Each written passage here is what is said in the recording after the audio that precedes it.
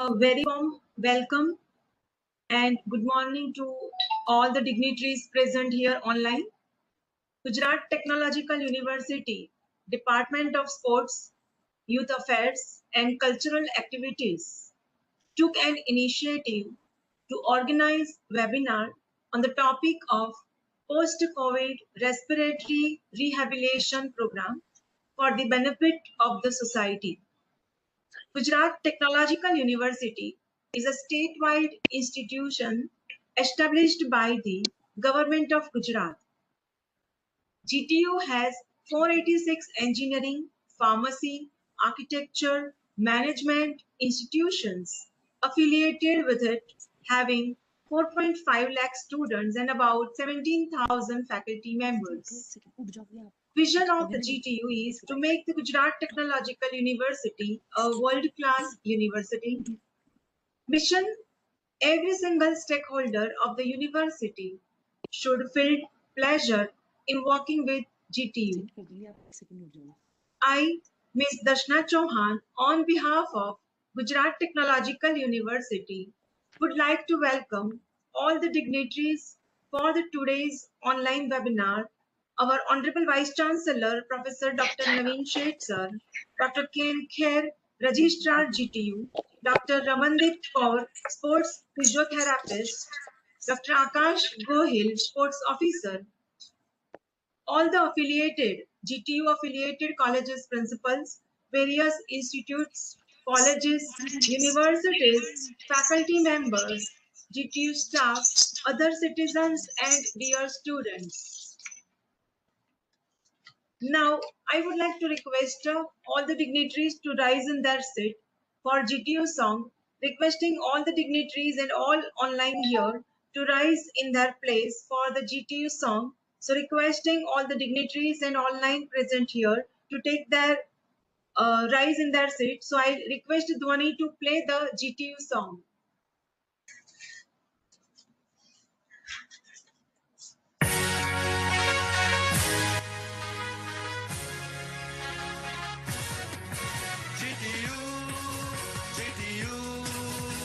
समुचित ज्ञान समन्वय GTU समुचित ज्ञान समन्वय जन कल्याण का अडिग हिमालय गुजरात तकनीकी विश्वविद्यालय GTU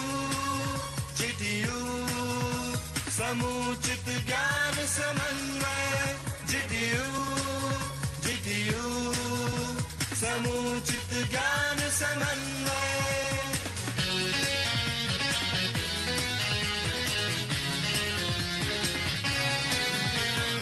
इनोवेशन की मशाल उठाए ज्ञान को चारों ओर फैलाए विश्वकर्मा की कृपा को पाकर विश्व फलक पर शान बढ़ाए नवीनता की खुशबू से जो भारत का कण कण महकाए ज्ञान पिपासु शिष्य वृंद की तपो साधना सफल बनाए GTU समुचित ज्ञान समन्वय GTU समुचित ज्ञान समन्वय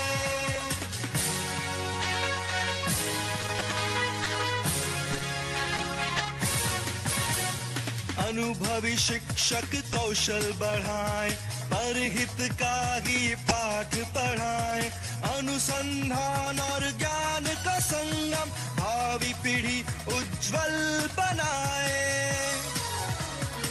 आत्मनिर्भर युवा बने और शिक्षित विकसित राष्ट्र कहलाए गौरव माता पिता का बढ़ाए हर मन में विश्वास जगाए GTU समुचित ज्ञान समन्वय GTU समुचित ज्ञान समन्वय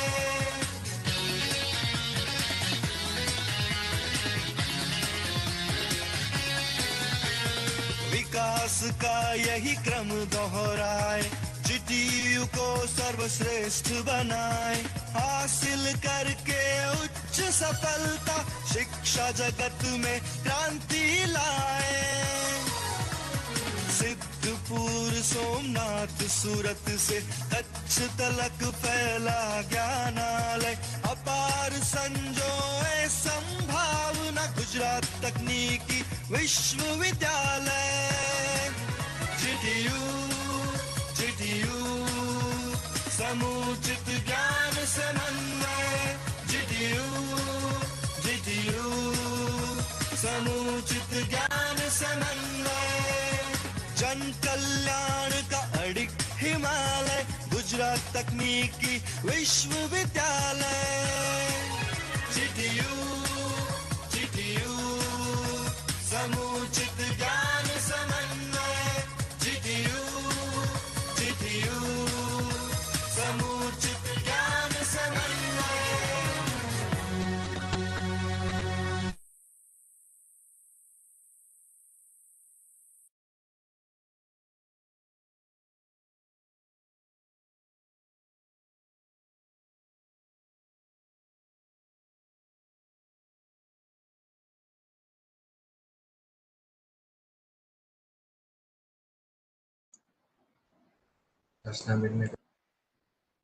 Requesting all the dignitaries and all online present here to take their seats. Thank you, Dhwani, for playing the GTU song.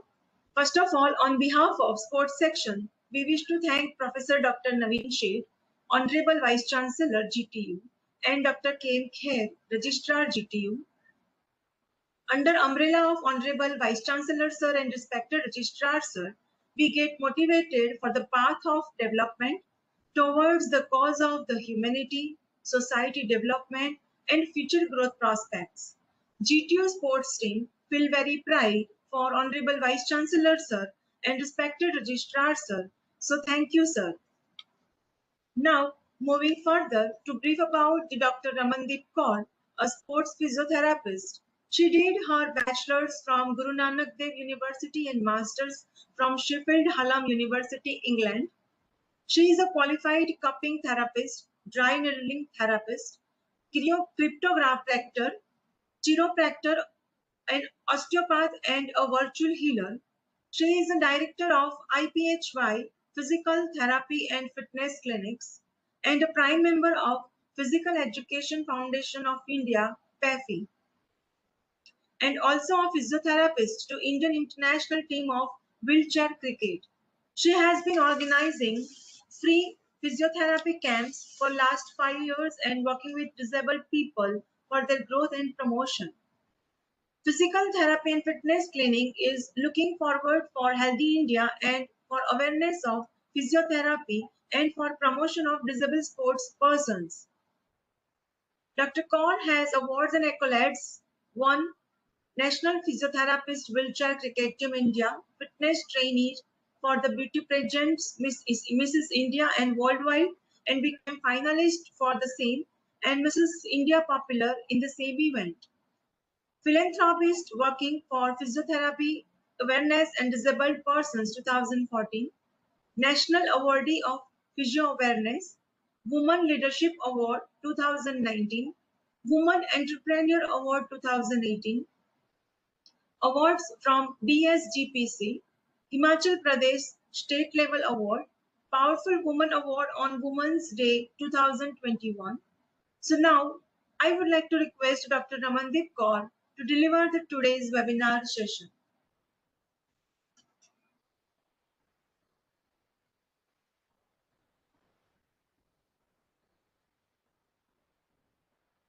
Over to you, Madam. Dr. Kaur.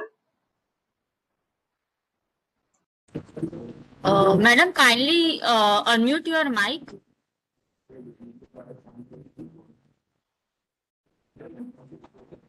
Am I audible now? Yeah, okay. Right. Hello, everybody. There's a lot of noise there. Yes. Can you hear me now? If yes, just a thumbs up. Great. Okay. So I am Dr. Ramandeep Kaur from IFI. We work on health, wellness, and we work for fitness as a fitness consultant. So, ma'am has told everything about us and my team and me. So, just a brief up, I'm going to tell you a little bit about more. So, I am Dr. Ramandeep Kaur, as you got to know, and I did my master's from UK, Sheffield Hallam University. I'm a cupping therapist, a dry needling therapist. I'm a chiropractor. I'm an osteopath and a virtual healer, and a Reiki healer, if you've heard of it. I'm a prime member of Physical Education Foundation of India, physiotherapist to Indian international team of wheelchair cricket. We had the last match in Dubai, India-Pakistan match. So India won. Great. Next, we have been working with disabled people for their growth and promotion from from 2014. And we have been awarded for the same for all these, achievements, whichever we've got for now. And I have been a national physiotherapist, as I told you, fitness trainer for many of the beauty pageants. And, I've been Mrs. Popular as well in Mrs. India Worldwide 2014 itself. We've been working for DSGPCs and have been awarded for the same. Himachal Pradesh state level awards have been awarded to us, to me and my team as well, So we work all together. For me, nobody is, there is no hierarchy. We work as a team all over, and not only in Delhi NCR, but all over India. And this year, I have also been awarded as a powerful women, on Women's Day, this 2021. Right. So, as the topic says, it's post-COVID-19 pulmonary rehabilitation. So I'm sure everybody knows about COVID-19. If you talk about a child, say a 2-year, 3-year child also knows about COVID-19, because all the parents have told them what is the reason that you're not going to school, right? So every child knows, why aren't we going to school? Because it is COVID-19. So everybody, from age to 2 to whatever age they are, everybody knows about COVID-19. So I'm not going to discuss more about it, more about COVID-19. So we'll just brief up about COVID-19, and then we will forward up to pulmonary rehabilitation, because it is the only topic that we're going to focus on today, right? Okay, so COVID-19, we're going to discuss the common symptoms. So the most common symptoms, as everybody knows, are fever, cough, and tiredness, right? The less common symptoms are the body aches and the pains, sore throat, but I think 80% of the patients have got those sore throat as well. So another symptom is diarrhea. Okay, so diarrhea, if I talk about diarrhea, we recently had a patient who only had diarrhea. There was no fever, no dry cough, no tiredness, and only diarrhea. So it was really difficult for the doctors to get to know that it is COVID-19. But finally, we got to know somehow after about 10-15 days, when we got tested, that it was actually COVID-19, and she only had one symptom, that was diarrhea. Then we've seen very few cases of conjunctivitis. So conjunctivitis is also one very less and a very common symptom of COVID-19. But yes, we have seen cases of conjunctivitis as well. Headache is, it is a common one, but we don't consider it a very common symptom, because a headache could be categorized in many different ways, like maybe migraine or maybe cervical pain headaches, or many other type of headaches, right? Ma'am, excuse me, ma'am. Can you want to screen PPT screen? Uh, PPT. I think I've already shared it. I'm so sorry. Are you going to share it?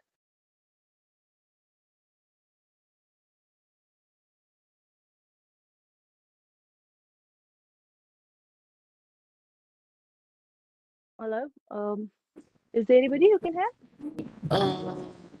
I'm Sir, having yes, a PPT. I'm sharing it. Wait a minute. I sure, will sure, need to find. Yeah. Okay. sure. Yeah.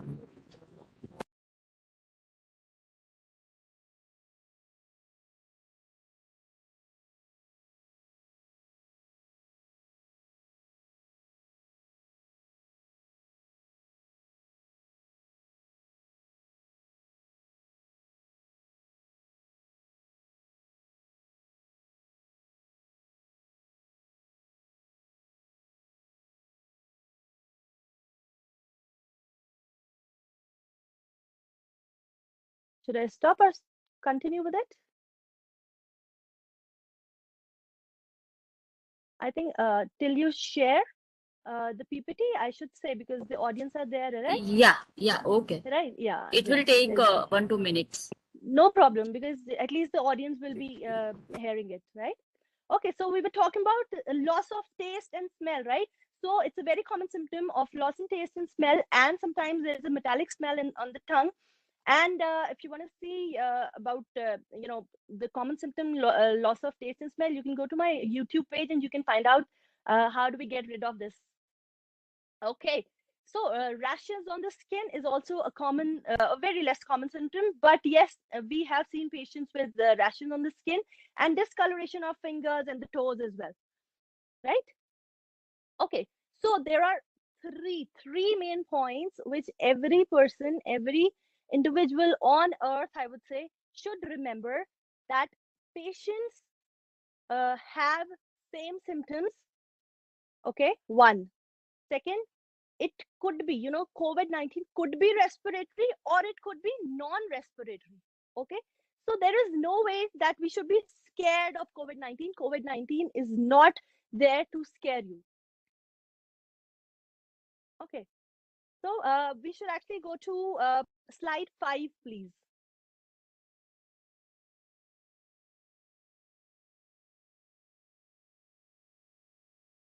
Yes, please, just be here. No, the one before. The one before, please. Yes, please. Okay, so no, one before, please. After this, I guess, yes, 3 points, right? So the first point was, can you see me as well in the video? Will it be possible or only the presentation will be seen? Ma'am, actually, what you want to do? I actually want that I should be there on the screen if possible, because then the You patient. are visible, madam, on the screen. Okay, great then. No problem, because it wasn't visible to me. All right, let's continue, please.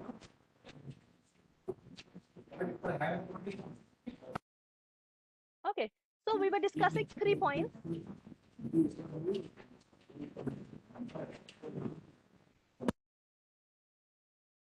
So we were discussing 3 points, right? So patients have same symptoms. So if I have fever, somebody else could be having fever, or if I have sore throat, somebody else could be having sore throat, or maybe loss of taste, loss of smell. So the patient's symptoms could be same. There is no, the patients actually have similar symptoms, right? The second point is respiratory. The patients could have respiratory or could not have a respiratory. There are two ways, right? Sometimes a patient has a respiratory issue, or sometimes that patient or patients don't have respiratory issue. So we should not actually be scared of COVID-19.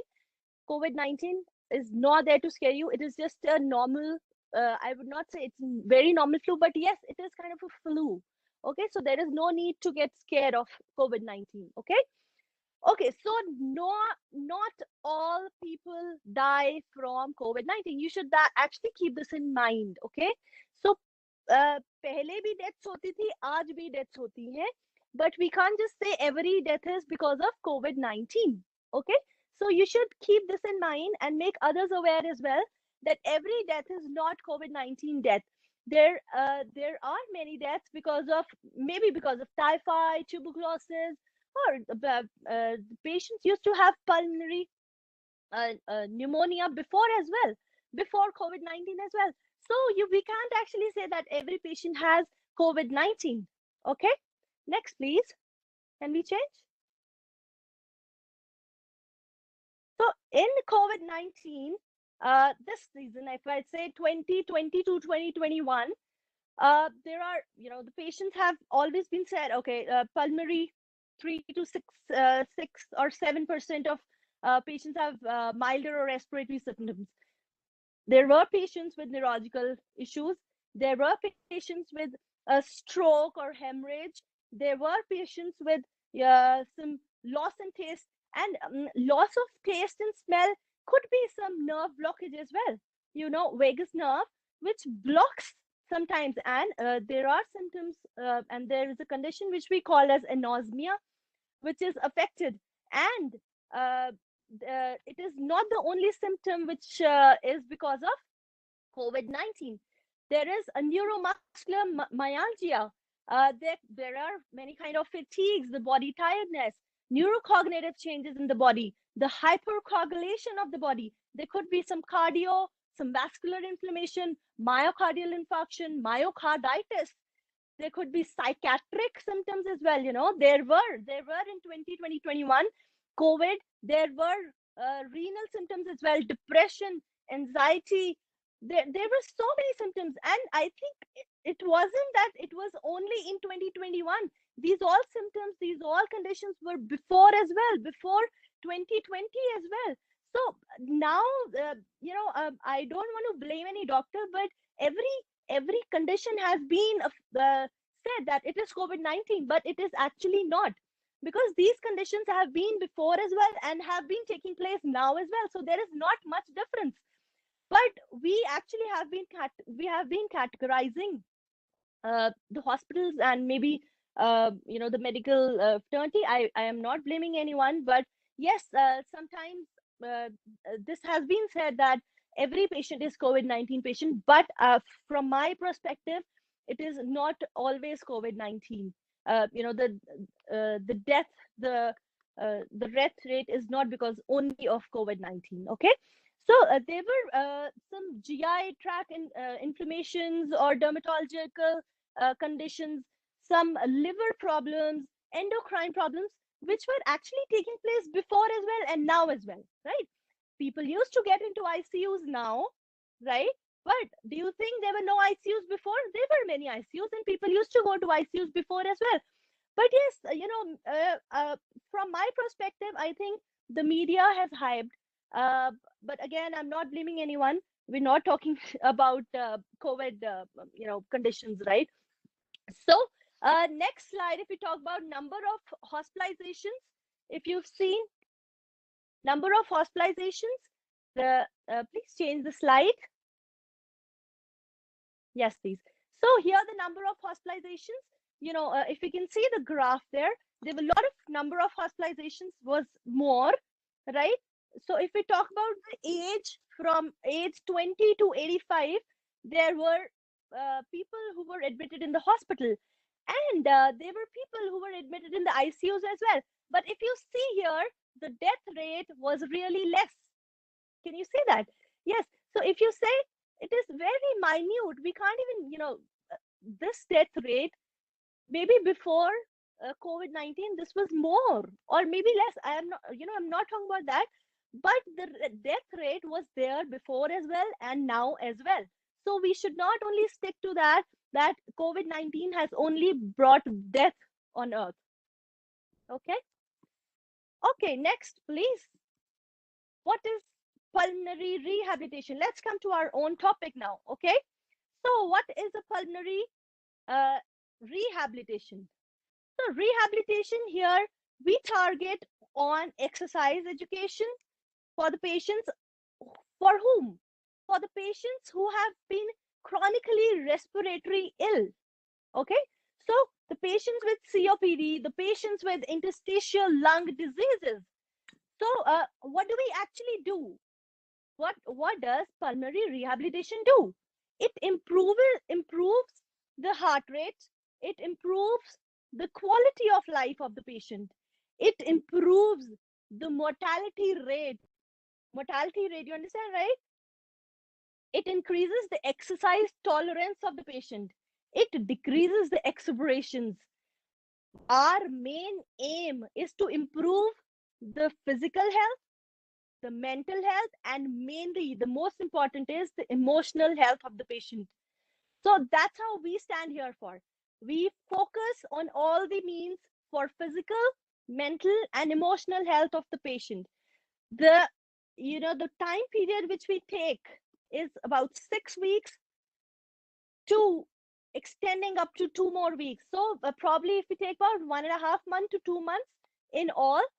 So if the patient goes for pulmonary rehabilitation, we actually take about two months and 1 month of later on that they have to do at home on their own. Okay, so 2 months they have to do under observation, under an expert observation, and after 2 months they have to go on for their own exercises on their own at home.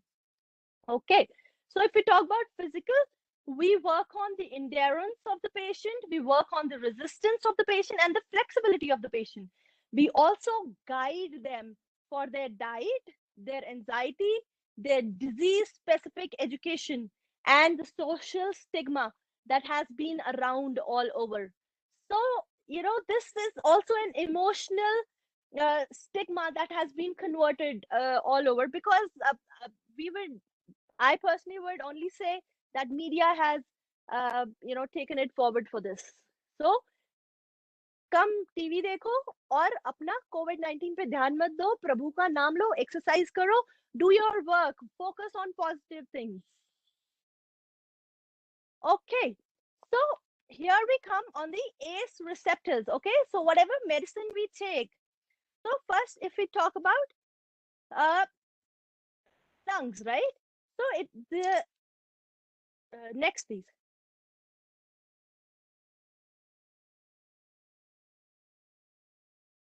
Yes, please.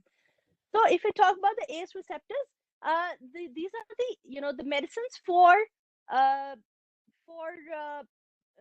blockage. These are the medicines for blockage of the virus which is entering your body. Okay, so the virus, where does it actually go in pulmonary conditions? So it actually goes deep into your alveoli, and then it affects and it causes fibrosis there. Okay, so we actually introduce the ACE receptors. This is like a medical condition, right? So this is more of medical rehabilitation, and then we'll come over to the physiotherapy point of view as well. Okay. So how do we increase the inflammatory response of the body? That is our more concern, right? And is there any kind of cytokine storm inside the lungs? Is there any kind of pressure or more fibrosis? We actually need to know all these questions, and then finally we need to come over to what medicines are we giving. So we're giving the ACE inhibitor drugs. So this is kind of it is going to the brain, and the angiotensin is released. If you go over to the next slide, you'll get to know, please. So yes, angiotensin is released, and if the body needs ACE2, then it breaks down into angiotensin 2, right? But if there are the ARB drugs are introduced, angiotensin 2 type 1 receptor is released, and it actually injures the lung, and there is inflammation in the lung. So how to get rid of this? We give ACE inhibitor drugs. So just to get out of them, these inhibitor drugs are given. Okay. So how does this rehabilitation, next please. Next.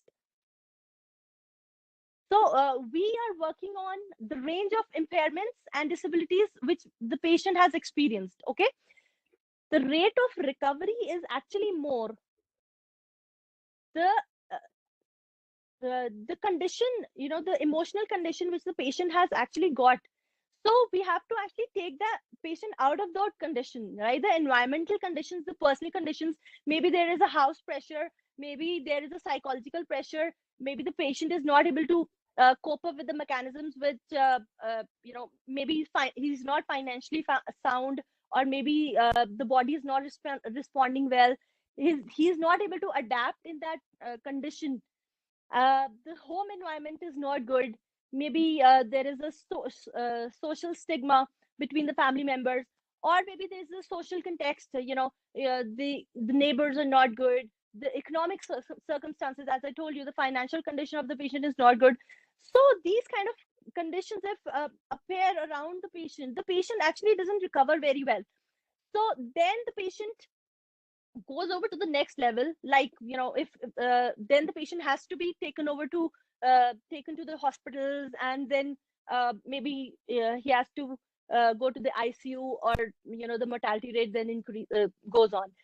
So the first main focus is from our side goes that the environmental changes are to be done. So if the patient is not environmentally fit, we have to calm them down. We have to see, and then we have to give them a psychological effect as well. Okay, and if there is some kind of condition that if we can help the patient out, maybe occupationally, or it could be a formal, informal, or voluntary work from our side, we actually do that as well. Okay, so if we work on the exercise plan, so the next one, please. Okay, so when we breathe in, the air goes from the trachea to our lungs. The lungs inflate, and then it moves inwards, right? And then the oxygen, the carbon dioxide comes out. Okay, this is a very normal phenomena, and everybody knows, this has been discussed from grade 4. So this is just to introduce this. Maybe there's some people whom we should actually tell about this, right? So next, please.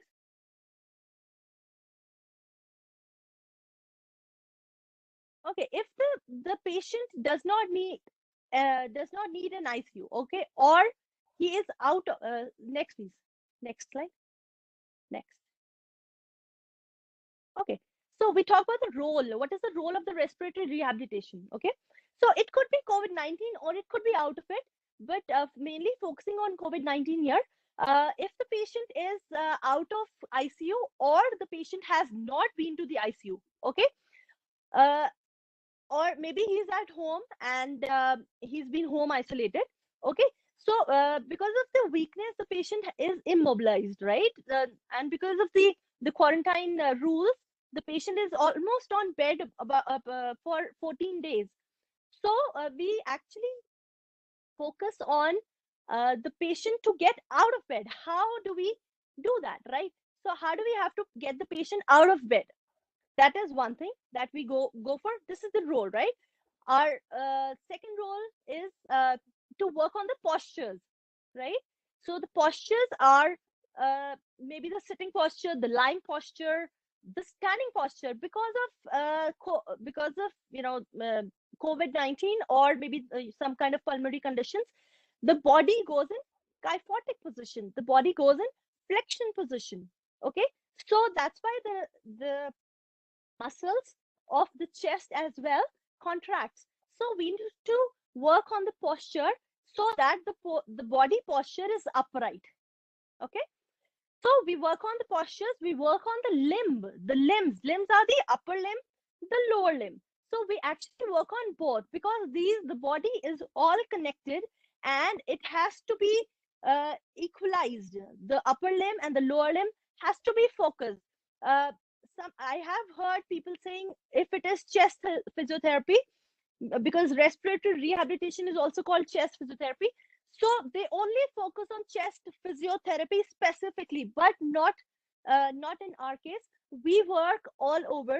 We work on the upper limb and we work on the lower limb, because from our end of view, the whole body is connected. And if there is a rule that the proximal and the distal muscles should also be worked or made to work, and if they're not, then you cannot recover fully. Okay, so that is a bit different that we go forward with. Then we go on with some neuromuscular electrical stimulation. We give stimulation so that the muscles are contracted and they work fully. Okay, so we also definitely work on the respiratory muscle and the diaphragmatic muscles as well. What is the work of the OT here? Because we have a team of OTs as well. OTs are the occupational therapists. They work on the daily activities, the active daily lifestyle. They also work on the cognitive and they help to cope up, help the patient to cope up and mobilize themselves. There is a speech therapist, speech language pathologist, right? I think it's written SLP, right? So the speech language pathologist, uh, uh, they work on dysphagia and cognitive. So the patients are not able to take the food in. So these specialists, they also help the patients to work on their food muscles, the esophagus as well. Okay. And the respiratory tract, obviously trachea, respiratory tract. And then we finally work on how and what the patient will do after they get discharged from the hospital, if in case they're in the hospital, or if in case they're at home. We guide them according to, we give them a home program, and then we tell them that you have to follow this. As we said, that at least 2 months we work together as a professional with them, and then 1 month of follow-up we actually take it. And if the patient has been discharged from an ICU, there is a 3 months of complete professional care, and then 1 month of home care that they have to do.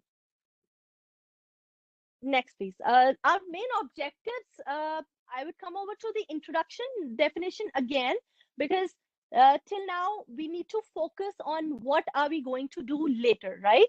So the basics of pulmonary rehabilitation, we're going to talk about indications. We're going to talk about the contraindications, because we can't give pulmonary rehabilitation to all the patients. We can't even give pulmonary rehabilitation. There's so many cases that we can't even give. So the contraindications have to be kept in mind.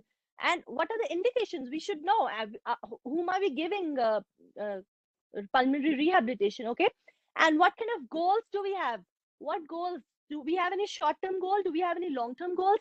What assessments do we follow? What components do we follow? So we're going to talk about this now. Okay, so now we're talking about the introduction and the definition.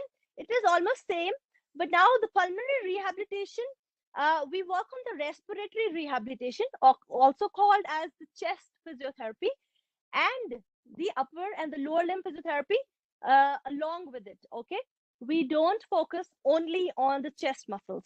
Okay, we also maintain overall health of the patient. In chronic respiratory disease, maybe they are symptomatic, maybe they are not symptomatic, and we work on the standard medical treatments.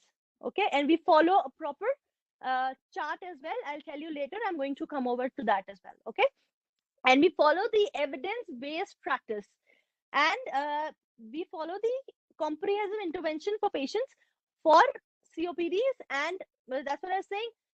If we work on their mental ability, their daily activities, their quality of life, and finally we want them to go out and be a free bird. Next please. We've done with the introduction. Let's go ahead. Let's come over to the components of pulmonary rehabilitation. Okay, madam. So on which slide shall I move now? 17 number, please. Okay. Components, it's the next one after this.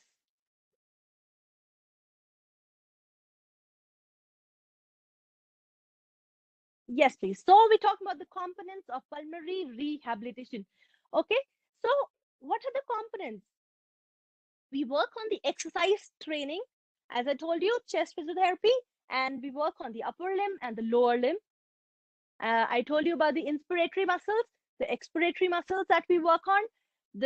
We work with the neuromuscular electrical stimulation, psychosocial counseling, because this is the social stigma and patients have to get out of it. If they won't, they will turn and deteriorate their health every now and then. We also work on nutrition, evaluation and counseling of the patient, education, proper education, proper prescription of the drugs if it is required. Sometimes, yes, we have to give some kind of drugs to the patients, but from our side, we try to minimize and actually give very less number of drugs to the patients. Okay, and we focus on the holistic approach, and we focus on the natural phenomena and the natural, maybe some kind of juices, as we talk about the nutrition. So there are experts who come up with and give them a proper diet chart so that the patients follow that, and there are many recoveries only with the diet chart as well. Okay, we'll talk about the benefits of pulmonary rehabilitation. Next, please. Okay, so what does actually pulmonary rehabilitation do? It improves the survival of the patient. It actually increases the quality of life of the patient. Okay, so if the patient is at home and is completely on bed, or maybe the patient is in the ward or in the ICU and completely on bed, and then the quality of life has been hampered, because almost if the patient is at home for 14 days and not doing anything, just completely be on bed, then the patient's body deteriorate, and so finally the oxygen level to the cells of the body decreases, and that's how, and we start working on those specific cells, right? So we have to increase the blood supply. How do we increase the blood supply in the body? By exercising. Okay, so how do we do that? We actually don't start off with all the exercises all in one day. So we start all the exercises gradually. We give them 2 exercises in the beginning and then gradually increase them. Okay, so to increase and improve the exercise tolerance, we give them all the exercises gradually, so that also the bodies, sometimes the patients have breathlessness, because it was a very common symptom during this COVID-19. So we have to see the condition of the body as well. If the patient is feeling breathlessness, we immediately stop the exercises and we prescribe them different exercises. So a common man, a layman, doesn't actually know about all the exercises. That's why we say a professional guidance is required. Okay, again, I told you, improve the quality of life, reduce hospitalization time, and decrease the anxiety, depression, improve the upper and the lower limb functions, and the respiratory muscles, and overall general exercises. Okay. Okay. So next we'll talk about the indications. Now it comes on the indications. When do we actually give pulmonary rehabilitation? So pulmonary rehabilitation, we give pulmonary rehabilitation to the patients who have chronic pulmonary diseases. So this is kind of a bit technical. Okay, so pulmonary, when the doctor writes, okay, yes, so the patient has COPD, chronic obstructive pulmonary diseases. Okay, then it is finally known that the physiotherapist has to go there, and the team has to go and then work over with the patient. Okay, so that's how there are many conditions, all medical conditions, where the patient needs pulmonary rehabilitation. Okay, so if the patient has impairment of daily activities, definitely you need physiotherapy. There is nothing else which can help. And if there is obstructive pulmonary disease, there is COPD, the patient is dealing with asthma, and these conditions, whichever I'm saying, they were now during COVID-19, and I would actually emphasize that these conditions existed before COVID-19 as well. Okay, so we should not think that these conditions have abruptly come just in COVID-19. No, never. These conditions were before COVID-19 as well. Okay, so asthma, bronchitis, lung or any kind of lung disorder, fibrosis, pneumococcitis, kyphoscoliosis. So we had a patient with kyphoscoliosis. Okay, so in kyphoscoliosis, Scoliosis is the the condition in which the spine has a different angle. The Q angle of the spine changes. If you can change the next slide, please, ma'am. Next slide of the indication. So kyphoscoliosis, yes. So the first word is kyphoscoliosis. Okay. So kyphoscoliosis means the body is in flexion, forward flexion, and scoliosis is the increase of the spine angle. Okay. So in this condition, we had a patient who actually was in this condition, this position, and because of this, the chest muscles contracted, and because of this, that patient got breathlessness. Okay. So, and again, I would mention that this condition was not only during COVID-19. This had been before, definitely before COVID-19 as well, because scoliosis is no new, and there are many cases with congenital scoliosis as well. Okay. Sometimes the patient with severe obesity has the same condition, and we have to work on with the pulmonary rehabilitation for those patients as well. Patients with poliomyelitis, pulmonary vascular diseases, lung transplantation, definitely yes. So we need to work on with those patients as well who've had lung transplantation as well. And if there are patients who have been working in such an environment where they could have a lung disease, or it could be an occupational based lung disease. Okay. Persistent asthma, diffuse bronchitis, cystic fibrosis, bronchitis. So there are list of conditions which have been which are the indications of pulmonary rehabilitation. So we definitely give them if the patient has any kind of chest wall disease, or a condition with ankylosing spondylitis as well. So ankylosing spondylitis again is a condition of the spine, but yes, for that person, for that patient, we need to give pulmonary rehabilitation. Okay. So again, a patient with post tuberculosis syndrome. So for that patient as well, we need to give pulmonary rehabilitation. Okay. And few more conditions, like if there are any kind of surgeries, maybe abdominal surgery or any kind of transplantation, we actually give pulmonary rehabilitation. And some ventilator dependency, like the patient is in ICU, then definitely we have to give pulmonary rehabilitation for that patient as well. So pulmonary rehabilitation overall is for the patient who is at home, sorry, who is at home completely on bed. Yes. The patient who is not on bed, working all over, and still that person could be needing pulmonary rehabilitation, or the patient who is in the hospital ward. Yes, for that person, the person, so the person in ICU, the person who has recovered from ICU. So the patients, actually, I would say any condition, any condition related to lungs or overall health, the patient actually needs pulmonary rehabilitation. Okay. Next, we will come over to the exercises limitations. Okay. So where don't we actually give, right? So where do we stop these the vigorous exercises? If the patient has any kind of ventilatory impairments, we simply don't give more exercises. Okay. Or we give maybe gradual increase of the exercises. Okay. We don't give, or in if there is a respiratory muscle problem.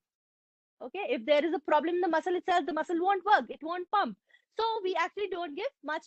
It is actually a limitation, but it doesn't mean that we're not doing any exercises. Okay.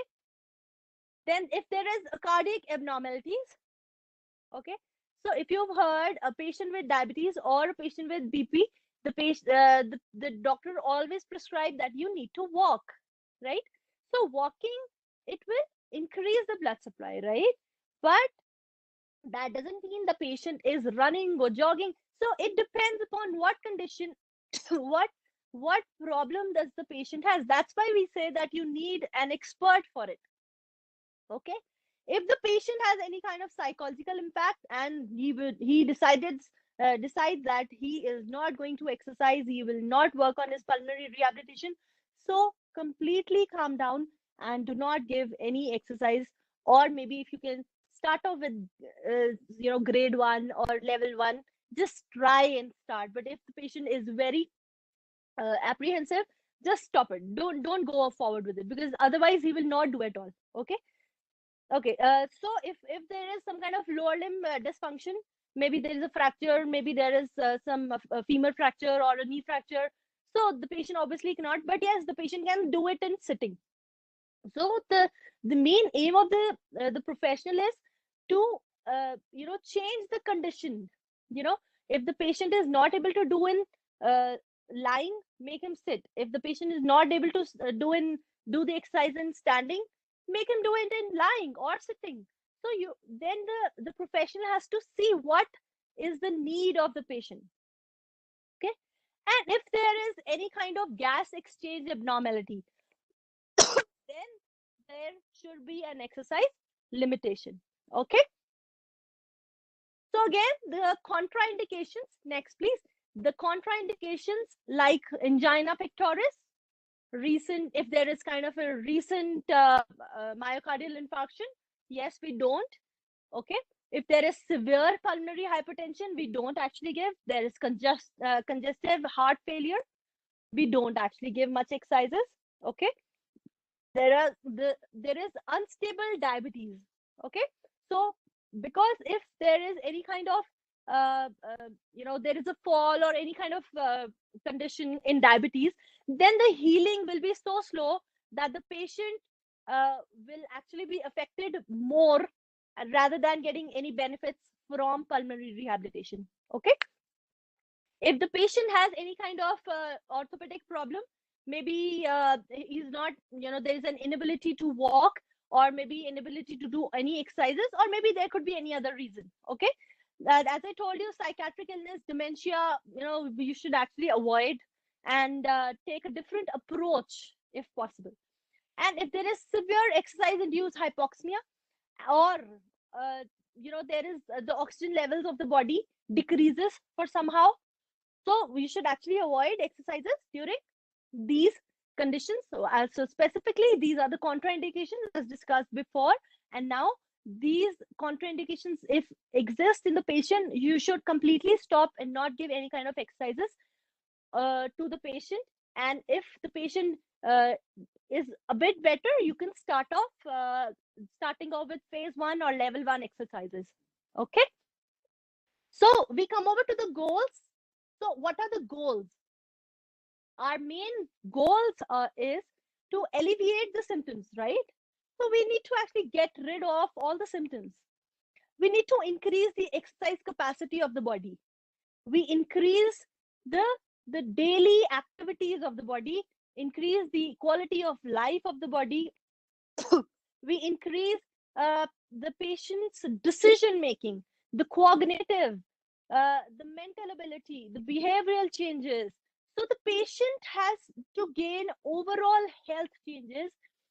And our main aim from pulmonary rehabilitation is all of these. So our main goal is to have a better life, a better quality of life, and increase our active daily activities. Okay. So how do we set a program? Next, please. How do we set a program? Okay. So we actually follow the inpatient, outpatient, and home-based rehabilitation. I would actually divide it into two now here as well. Maybe it's not there in the site. So we actually divide it into two. One is a complete home base. If the patient is actually at home because of COVID-19, if the patient was 14 days quarantined at home, so we start off with the first day program and then gradually increase according to the condition of the patient. And till day 14, the patient is getting better, and the pulmonary rehabilitation, the exercise tolerance of the body increases, and that's how the program which we follow up, we come over from level 1 to level 2 and then level 3, and then finally after 2 months we go to the 1 month of self exercises. Okay. So that is one. Now is this the one we are talking here is program setting. This is specifically for the the patients who are in hospital. Okay, so the patient who are in the hospital, inpatient, right? The patients who have been in the hospital wards, one. So or maybe in the ICUs. So we set up a basic program for them. So we start off with level 1 exercises, and the level 1 exercises go for a longer time for them. Why? Because they don't have a capability of doing much exercises. The one at home, they actually are psychologically 1% better, you know, for from the ones who are in hospital. So because they already know that they are at home and they can do much better. You know, there is a psychological effect. So the one who is already in hospital, they have their effect that I am now in hospital, and you know, somehow I have to get out of this hospital. Okay, so then the program changes. So the psychological level of the patient also changes. So we have to follow the rules, the body, we have to follow the patient's body. Okay, we can't just say no, you have to do level 3. We cannot say that, and we cannot make the patient do that. So we actually go gradually, level 1, 2, 3. I'm going to come up with the levels. I'll show you how we do it. Okay. Okay. And then if the outpatient means if the patient is coming in the hospital and then going back home again. You know, there are patients who come up and then they go next day, like or maybe the patients who come in the clinic and then they go home. Okay, so there is a different regime followed for them. Or and then whenever the patient go back home after the ICU, or maybe after their the ward, when they go back home, we give a different protocol to them to follow. Okay, so the scores, we have a form. Next please. Okay, so there is a form which shows what is your functional activity. There's a functional scoring. Okay, so we mark it as how independent you are. Are you completely independent? Are you dependent? Are you completely dependent? Now what do you mean by dependent? Completely dependent and independence. Now we'll come up with complete dependence. The complete dependence means the patients who are in ICU or the patients who are bedridden. Okay, so patients who cannot do any of the things themselves. Okay, so maybe they have the catheter, they are not able to do, maybe they have the tracheostomy done, so they're not able to do anything, they're not even able to eat themselves. Okay, so these are complete dependent patients. They have their diapers on, they have everything, so their bladder is not controlled. So those patients we have to score different, and then a different team is given to them. Okay, so dependence means they can do a few things themselves, but they cannot completely be independent. Okay, and then we have patients who are completely independent. Okay, so they're patients who can go to the washroom themselves, they can go out, they can come in, they can get their food, they can make their food, they can do everything themselves, but still they're not completely fine. So we give pulmonary rehabilitation to them as well. Okay, so that's how we score them. Then transfers. Okay, are they completely on wheelchair? Can they walk with a stick? Can they completely walk by themselves? Is there any adherence? Is there any problem that they cannot walk? Do they have a plaster? Are they all fine? You know, there's so many things. You have to tick in that score. There is a form, so you have to need to know all the expressions. Okay, so how is their problem solving? Do they know what is the time right now? Do they know what is the condition of their body right now? What is their grooming? Can they groom themselves? Can they dress themselves? How is the bladder management? So this score has been made, and then finally it is judged that okay, what kind of patient it is. Do we need to give a complete nurse to that patient, or nursing staff to that patient, or the patient can do few things, activities themselves, so that the patient's guardian can just help, or the patient is completely independent, can do anything themselves. Just a little guidance is required from the expert. Then we come over to the assessment. So the clinical assessment, we actually need to know what kind of a respiratory impairment the patient has. the clinical history, the patient's record, maybe the previous record as well. Has the patient got any kind of maybe a heart surgery done before, maybe 10 years back, or maybe now, any kind of educational assessment, the physical examination of the patient. Then we go over to the stress testing. The patient, we actually ask them to perform a 6-minute walk test so that we get to know that what is the limitation of the patient. Can the patient walk, and or is there any kind of breathlessness to the patient? So we need to know all these kind of conditions, and then we can actually go forward with our treatment plan. Again, the quality of life. Next, please. So we follow a questionnaire for the quality of life as well. Is there any disease specific problem? Is there any generic specific problem? Is there any kind of chronic respiratory disease? And then how do we have to go forward? We have to decide it later. Okay. So the major components of pulmonary rehabilitation is we need to go over to the dyspnea management, the exercise training, again, the nutritional, we spoke about this before as well, the patient education, and we need to go on to the cognitive behavior therapy, that how does the patient go forward and take the exercise regime as well. Okay. So if we go on dyspnea management, so dyspnea and what is the fare of the activity? Is the patient able to do the activity themselves? Is there any decrease in the activity? Is there any decrease in the muscular fitness? Is the patient able to do take any kind of pressure in the body? Is there any aggravation of the pulmonary diseases? You have to see all these things, and then you have to follow up what kind of management you need to give to the patient. We also need to see the reduced, next please, reduce ventilation demand, and improve the muscular, the inspiratory muscle, the inspiratory and the expiratory muscle function, alter the central perception.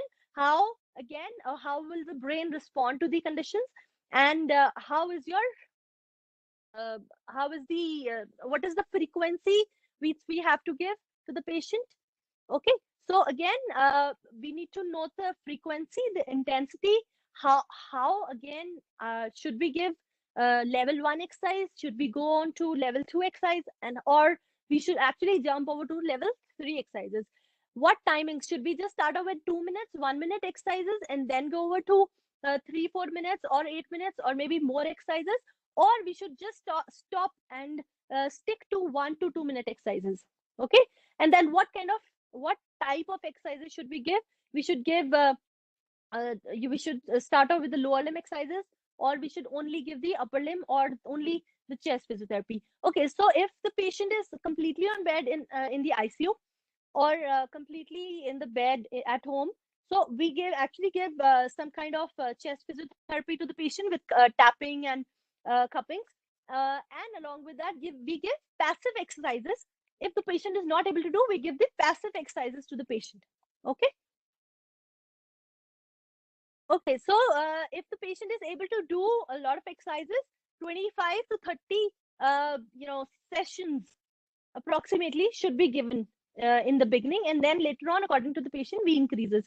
I personally give, as I told you, 2 months of professional help, and then 1 month of self analysis for the home base. And if the patient has come out of the ICU, 3 months of complete professional help, and then 1 month of they can do it themselves. Obviously they should be supervised, and training should be given to them to increase their maximum exercise capacity, and reduction in the ventilation and lactate levels. Okay. So training specificity, again, to increase their strength, to increase their endurance, we need to improve their training sessions. Okay. So please come up to the lower extremity. Next. We've spoken about it. Next, please. Yes, please. One before this. So one before. Yes, lower extremity. So lower extremity, again, walking. The patient should be allowed to walk. There is no problem. The patient should be allowed to do cycling. again, the intensity should be made sure that what is the intensity of the patient, what should be the type of the exercises, and should we go from mild to moderate or moderate to severe. So again, it is the judgment of the therapist, the and according to the patient, right? And it should be monitored. It should not be like one day you giving level 1 exercises and second day you giving level 3 or level 2 exercises. No, you should not. It should not be this. The patient's condition should be monitored every now and then. Sometimes it happens that the patient has come over to level 2 and suddenly there is a condition that patient is not able to do level 1 exercises. So then you have to come back to the passive exercises.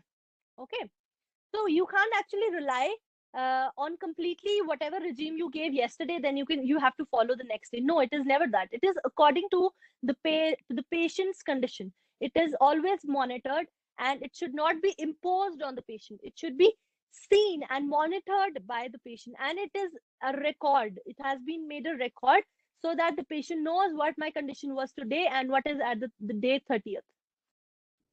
Okay, and the heart rate, the VO max, the rate of exertion, the metabolic equivalent of the task, these all things have to be noted down so that the patient gets to know the prognosis of the body.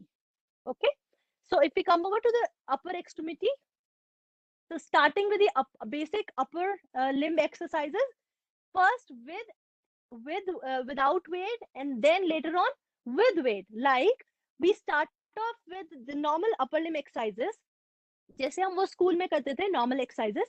We start off with those exercises, then we later on go with the half kg weight, and then we gradually increase with 1 kg weight, maybe 2 kg weight. Okay, so we gradually increase, and this is again a period of maybe 10 to 15 days, and then we increase the weight.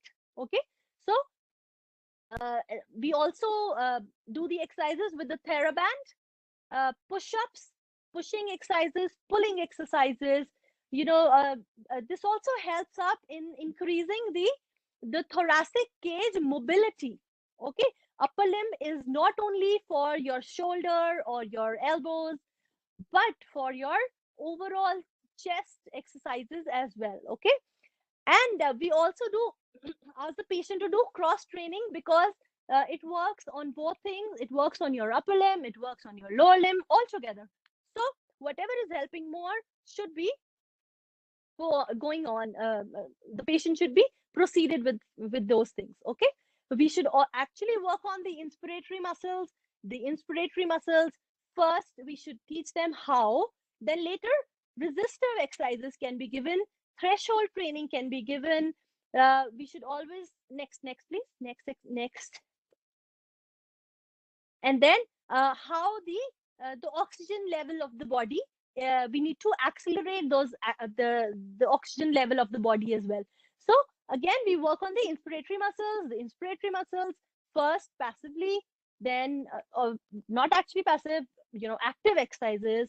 Then we give them resisted exercises, and then we give them threshold loading, and then finally we need to work on the oxygen saturation level in the blood. Okay, next please. Sometimes we need to see the frequency. At least if the patient does not agree to do exercises every day, sometimes there are many patients who do not want to do exercise every day, or maybe the condition of the patient as well, we need to see, right? So we at least have to do five times exercises a week, at least 5 times. Okay, and the intensity should be 30% max. Okay, nothing more than that. The duration at least should be 30 minutes a day. Okay, sometimes we need to give morning evening sessions as well. Sometimes again it depends upon the condition, the monitoring. That's why monitoring is important. Okay, so there could be some kind of training devices that we need to use. Sometimes we need to see what is the breathing frequency of the patient, 12 to 15 breaths per minute. Okay, we actually follow that. Sometimes it is up, sometimes it is low, but we should actually again monitor that what is the condition of the patient, and then it can go forward. Okay. So the respiratory training, next please. Okay. Yeah. So we give the respiratory training. Okay.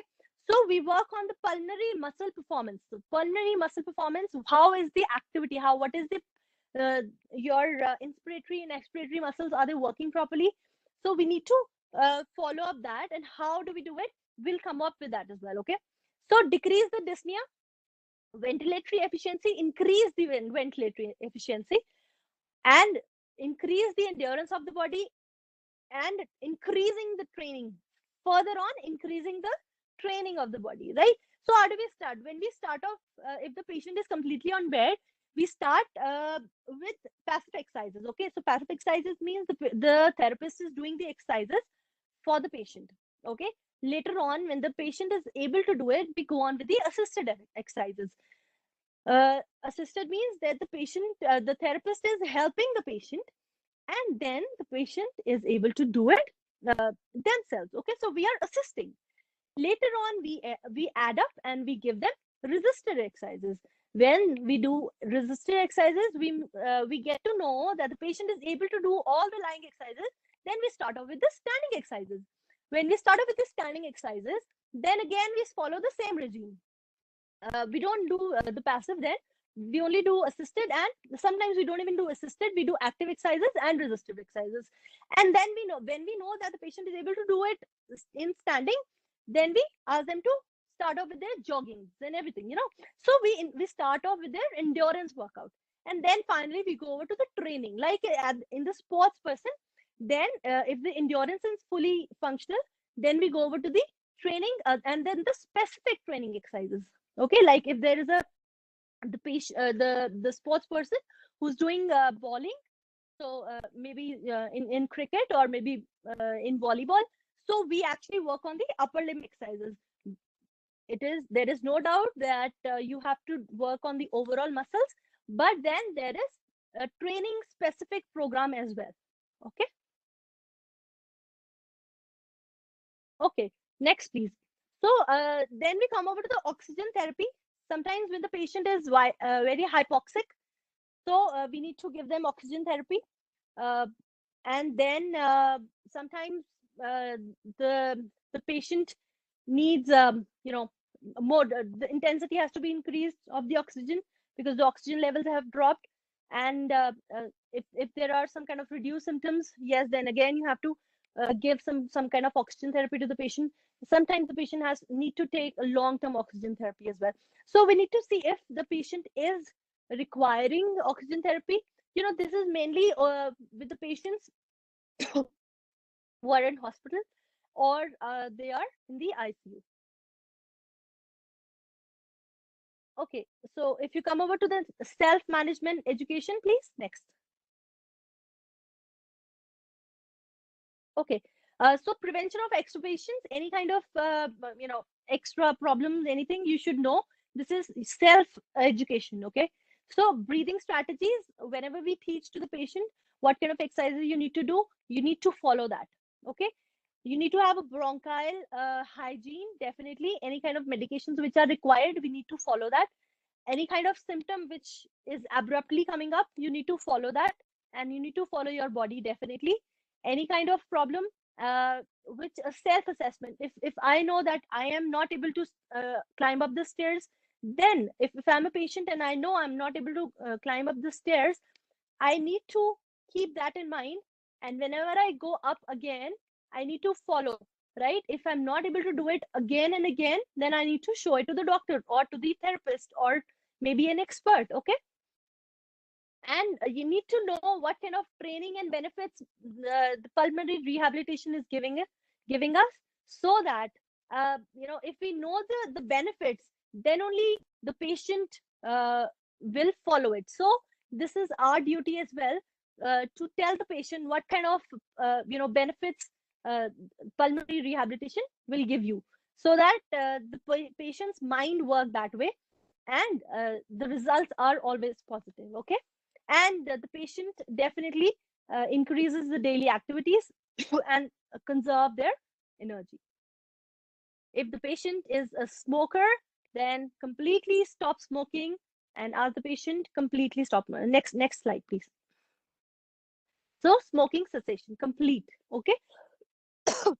We've seen many patients who have who've got COPD with this, or maybe some kind of lung cancer as well because of smoking. So anyways, you definitely know that smoking is not good for health, and it is written on the packet as well that the smoking is not good for health.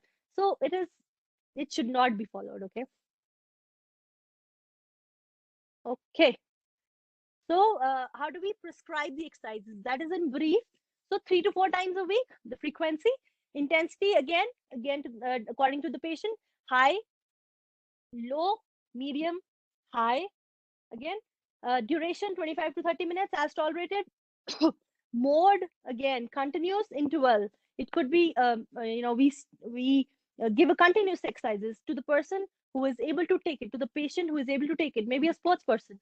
But we need to give interval exercises to the patient who is actually not able to take it. So, or maybe a combination of strength and endurance exercises, or it could be if as I said, 1 month or 2 months of complete exercises. Sometimes the patient are not able to take it. So again, you have to follow that you have to follow according to the patient as well. Okay, so 20 sessions within at least 6 to 4 weeks.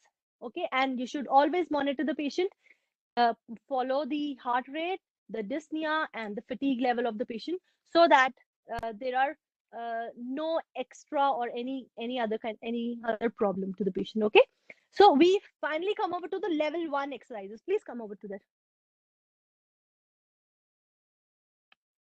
So I have been saying level 1. What do you actually mean by level 1 exercise? Okay, so level 1 exercises are the patients for who are very weak.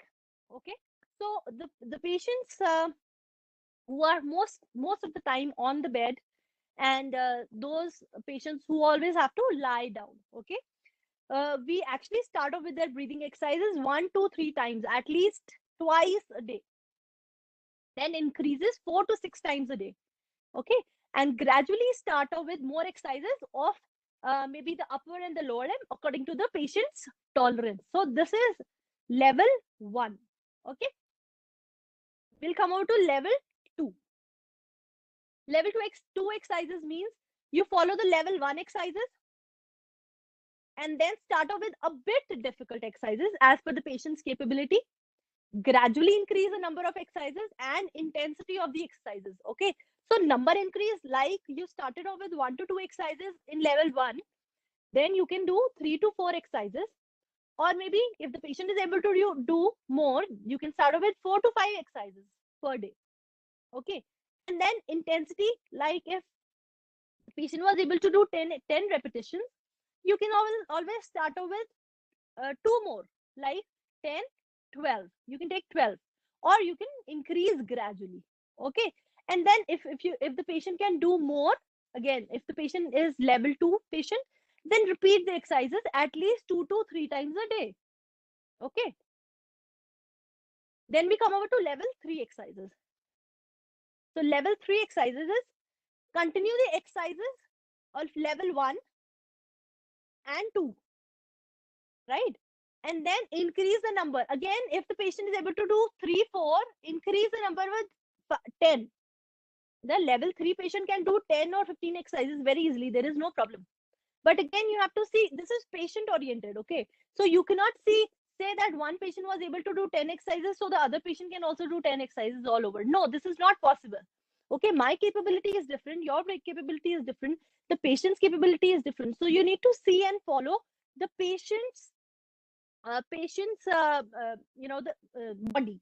So you can't just say that, okay, my body says that you have to do 10 exercises and you have to do it. This is not possible.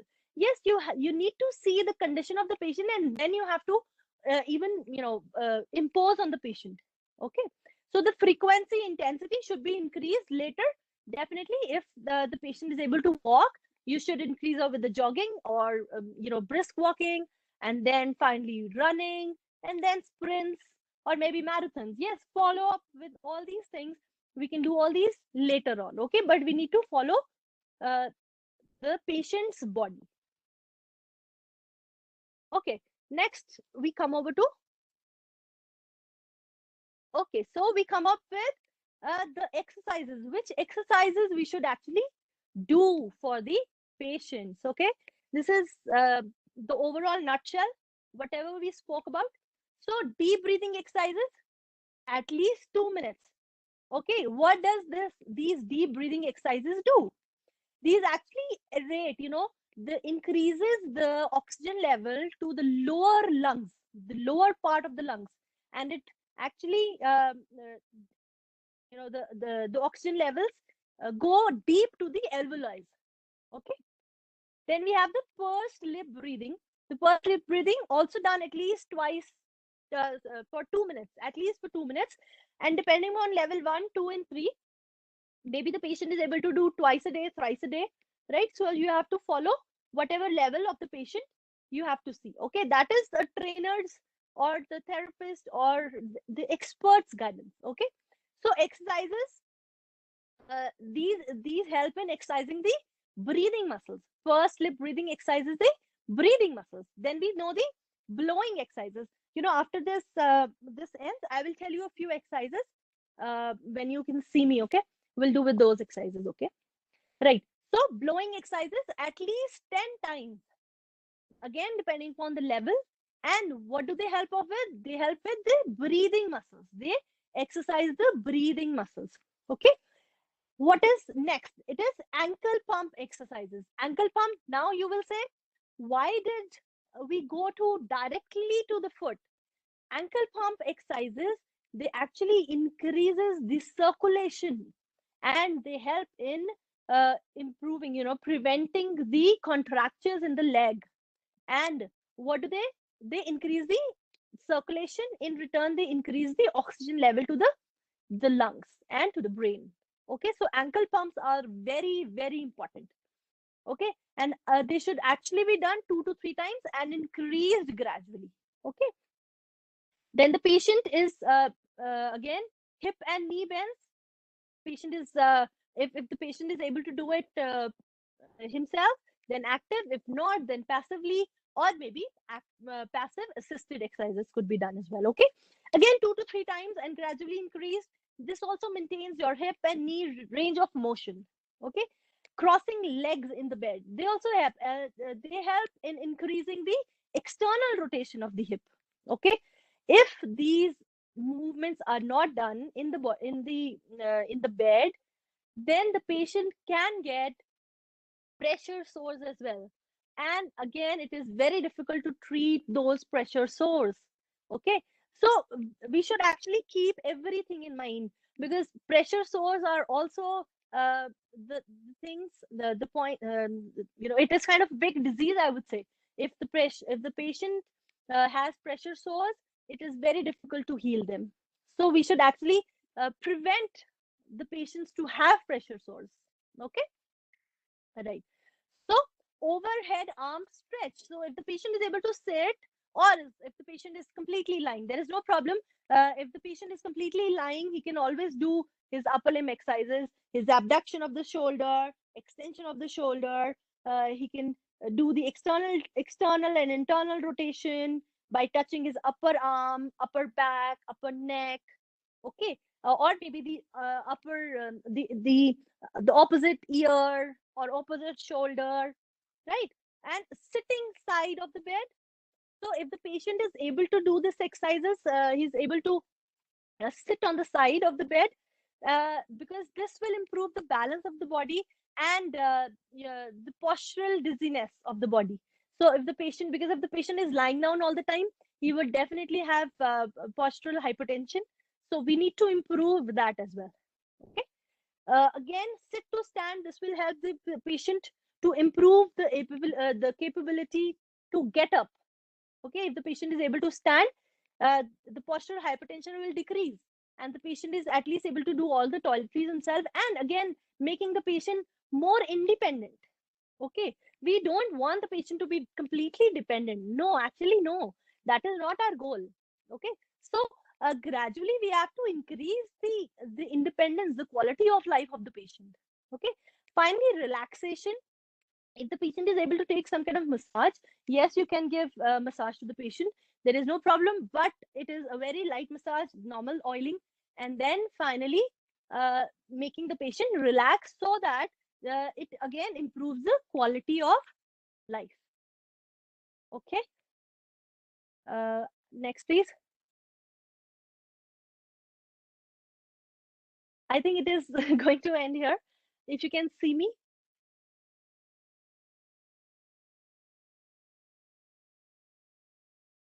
Ma'am, just share your mail ID for question answering. I will. Can you just hold on? I just want you to see me because I'm going to tell a few exercises. Uh, So yeah. Can you see me? Hi. Okay. Okay. So thank you, just madam, a few. for giving such a wonderful information. So now anyone My is having pleasure. any questions, kindly share with us. So we can take up the question answer session now. Just to start off with just one little thing, because my sessions are interactive sessions. This was a completely lecture kind of a thing, but I just want to okay, yeah.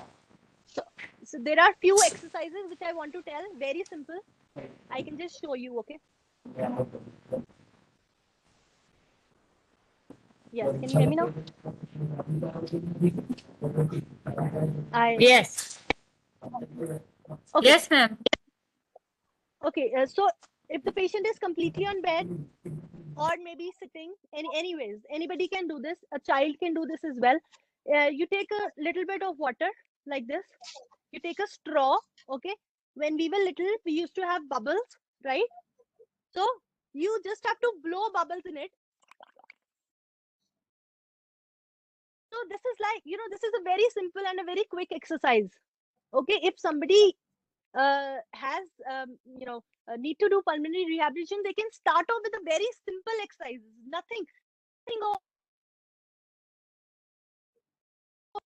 Nothing on with any kind of uh, very expert. Definitely you need an expert advice, but this is a very simple exercise we used to do at home, in our houses. Every child used to do this. So this we should actually try. Okay. And if the patient can sip water with this as well, like this. So again, this number 2. Okay. So one was you make bubbles. Second, you sip it. Third, I would tell you, you must have not seen it for long, but if you remember, you remember this. This is very simple. You would say it is very funny, but we used to do this, right? But these are actually pulmonary exercises. Okay, because your lungs are working. Your lungs are working over this. So finally, I got this from my daughter. बहुत मुश्किल था लेना, लेकिन मिल गया. Just to show you. Okay. One little more thing. We sometimes do cupping therapy as well to the patient. So just so that if there are any contractures on the chest muscles or maybe the back muscles, so we do static or dynamic cupping to the patients. Okay. So that the contractures are removed. Right? Okay. Over to you. Yeah. So anyone is having any questions, kindly share your questions so then madam can give us answer. So I requesting online present here to share their questions. Ma'am, I'll just give you my mail ID. ma'am, please tell your mail ID so our viewers and learners send you directly question and you resolve, please. Just hold on. I'll just send you the mail ID.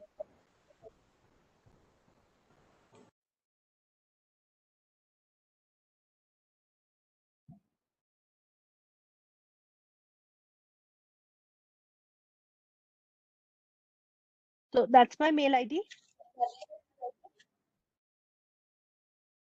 Okay. So if you have any kind of questions, you can send over to this.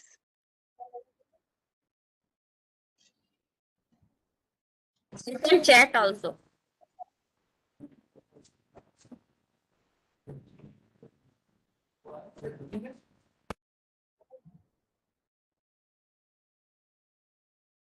So now I request Dr. Akash Gohil, Sports Officer GTU, to propose the vote of thanks.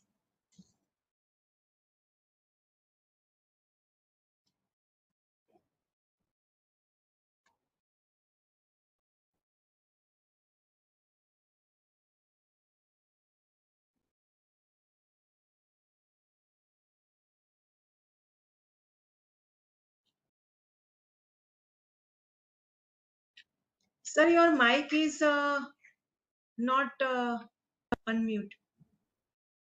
I am audible. Yeah, okay, yes.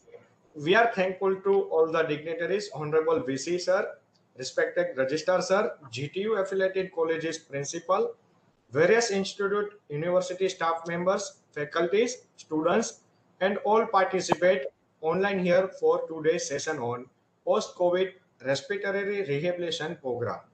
Special thanks to Dr. Ramandeep Kaur, sports physiotherapist, who spare her valuable time for the GTU fraternities and giving her knowledge for better prosperous of the life of the citizen of the society. Thank to GTU IT section for supporting us for his online webinar. Best wishes to all. Thank you all. Jai Jai Garvi Gujarat. Bharat Mata Ki Jai. Thank you, sir. And we are ending our program for this today's webinar. Thank you all. Thank you. Thank you. Thank you, everybody. Thank you for having me here. Thank you.